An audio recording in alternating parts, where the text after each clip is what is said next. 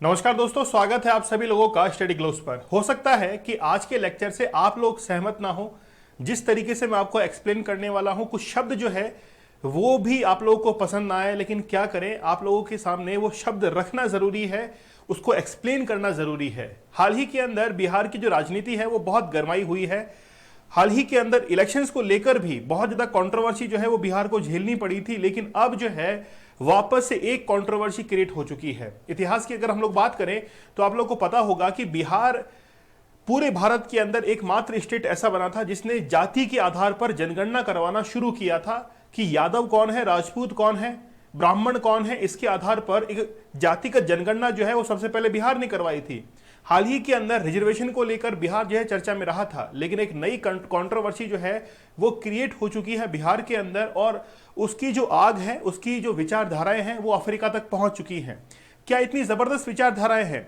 सुनिएगा। हाल ही के अंदर अफ्रीका अमेरिकन एक सिंगर है जिन्होंने इस कंट्रोवर्सी को, ये जो नीतीश कुमार ने बात बोली है, ये उनके कानों तक पड़ती है और उन्होंने ये बात कही कि ये जो बयान दिया गया है ये सरासर गलत है। महिलाओं के ऊपर एक अत्याचार के तौर पर, या एक हम लोग कह सकते हैं कि जैसे एक इंडियन कॉन्स्टिट्यूशन के अंदर कुछ शब्द जो है वो बोलने पर रोक है, जैसे आप किसी महिला के लिए डायन शब्द का प्रयोग नहीं कर सकते हैं, वैसे ही उसी लहजे के अंदर जो है इन्होंने कहा कि महिलाओं के ऊपर जो टिप्पणी की गई है वो सरासर गलत है। ऐसा जो है वो बिहार के मुख्यमंत्री को नहीं कहना चाहिए था। ये जो बयान है वो मैरी मिलबैन के द्वारा दिया गया है, और जो कि यूएस सिंगर है, और उन्होंने पीएम मोदी जो है उनकी भी तारीफ कर डाली लगे हाथ ही, और ये कहा कि भारत के अंदर अभी तक के सबसे स्ट्रांग पीएम जो है वो नरेंद्र मोदी है। जिस तरीके से यूएस के साथ में उन्होंने डील की है, यूएस के साथ में इकोनॉमिक रिलेशंस बनाए हैं, वो बड़े जबरदस्त हैं। लेकिन हम लोग उस पक्ष पे नहीं जा रहे हैं। हम लोग बात करेंगे कि आखिरकार नीतीश कुमार ने जो है वो क्या कहा है। हाल ही के अंदर एक असेंबली जो है वो होती है बिहार के अंदर, और वहां पर 7 नवंबर को नीतीश कुमार के द्वारा एक स्पीच जो है वो दी जाती है, और वो काफी शेमफुल स्पीच जो है वो बताई जा रही है, और काफी कॉन्ट्रोवर्शियल स्पीच जो है वो हो गई है। सबसे पहले तो हम लोग इस मुद्दे पर बात करेंगे कि आखिरकार नीतीश कुमार ने क्या कहा है। देखिए, नीतीश कुमार जो है वो महिलाओं के ऊपर टिप्पणी कर रहे थे, वो पुरुष के ऊपर भी बोल रहे थे कि पुरुष जो है वो एजुकेटेड हो चुके हैं और उनके द्वारा सेक्स एजुकेशन को लेकर बहुत ज्यादा अवेयरनेस जो है वो पुरुषों के अंदर रहती है, लेकिन महिलाएं जो है उससे एक कदम आगे हैं।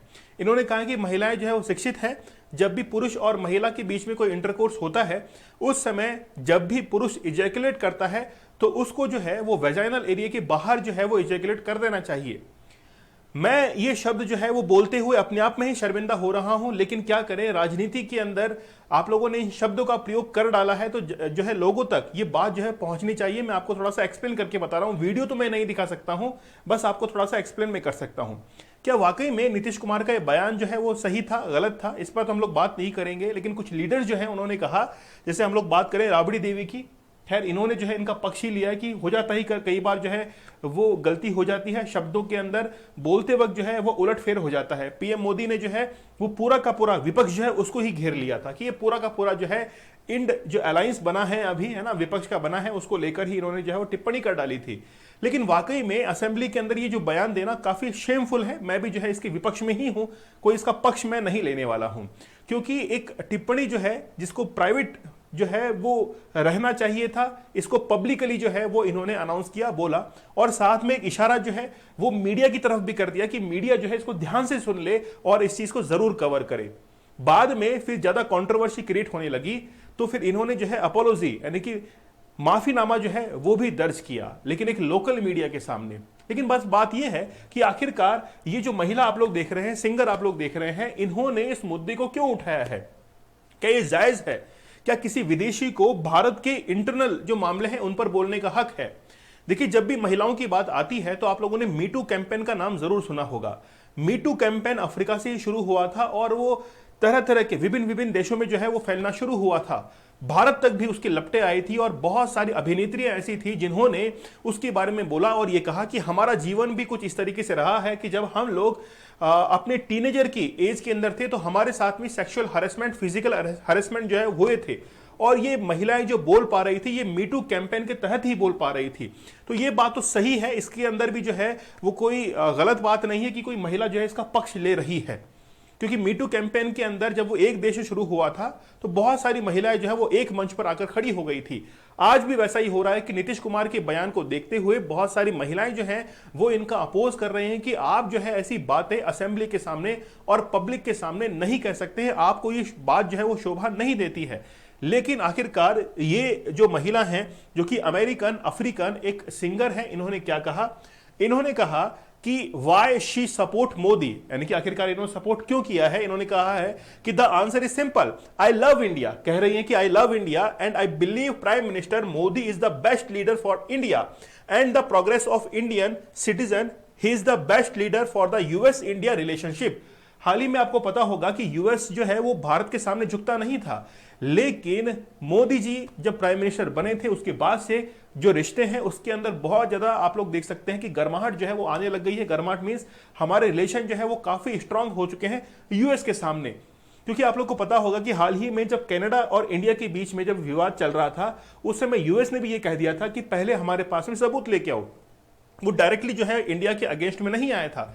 इसका सीधा मतलब है कि ये जो बात कही जा रही है वो कहीं ना कहीं ठीक भी है, और कोई महिला कह रही है तो हम लोग इसको एक बार के लिए जो है वो सही मान लेते हैं। बस बात ये है कि मोदी जी के लिए जो है जब भी कोई बयान आता है तो आप लोग जो है उसको बीजेपी का बयान मान लेते हैं। आप इस बयान को ऐसे लीजिए कि हमारे प्राइम मिनिस्टर की तारीफ हो रही है।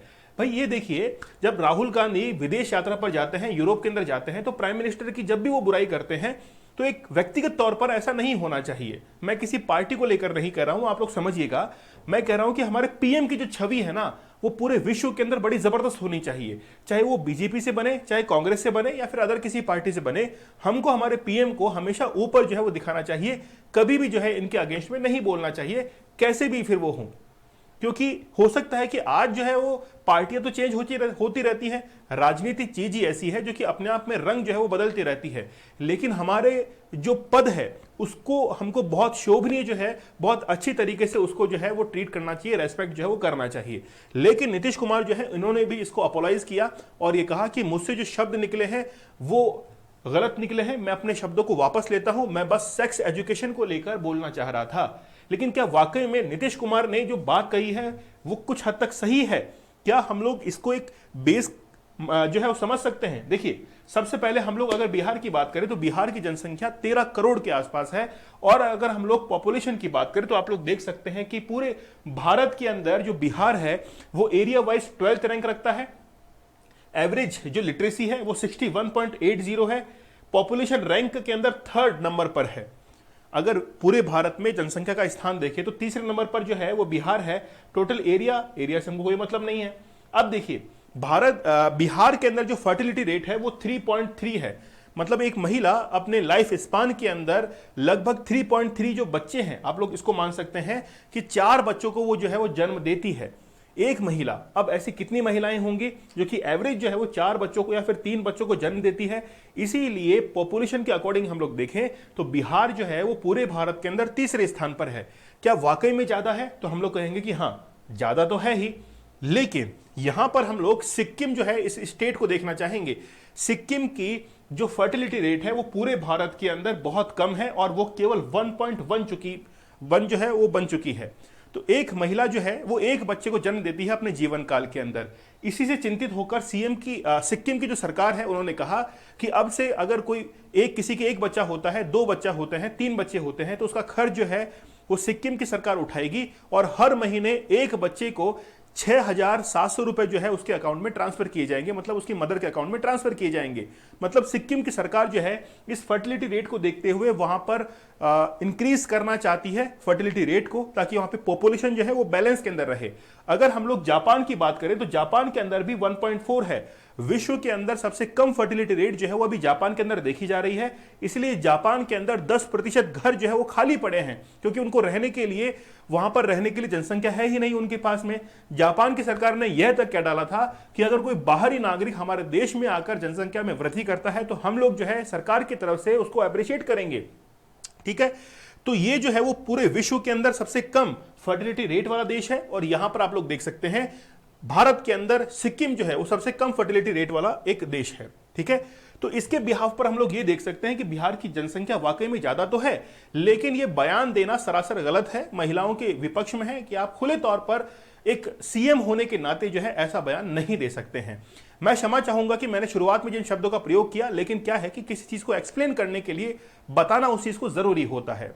चलिए, आप हमारे साइकोलॉजी कोर्स के साथ में जुड़ सकते हैं। डॉक्टर मयूरिका दास ने आप लोगों के लिए बहुत बेहतरीन कोर्स जो है वो डिजाइन किया है, जिसकी मदद से आप लोग पढ़ने का एक नया तरीका जो है वो सीख सकते हैं। सभी एज ग्रुप्स के लिए ये कोर्स जो है वो बनाया गया है। मिलते हैं आप लोगों से अगले लेक्चर में। अगर आपका कोई लेक्चर हो जिस पे आप लोग लेक्चर चाहते हैं कि सर इस पे जो है इस टॉपिक पर लेक्चर बनाइए, तो मैं जरूर उस टॉपिक को जो है कंसिडर करूंगा। चलिए, मिलते हैं आप लोगों से अगले लेक्चर में। तब तक के लिए धन्यवाद। Thank you. जय हिंद।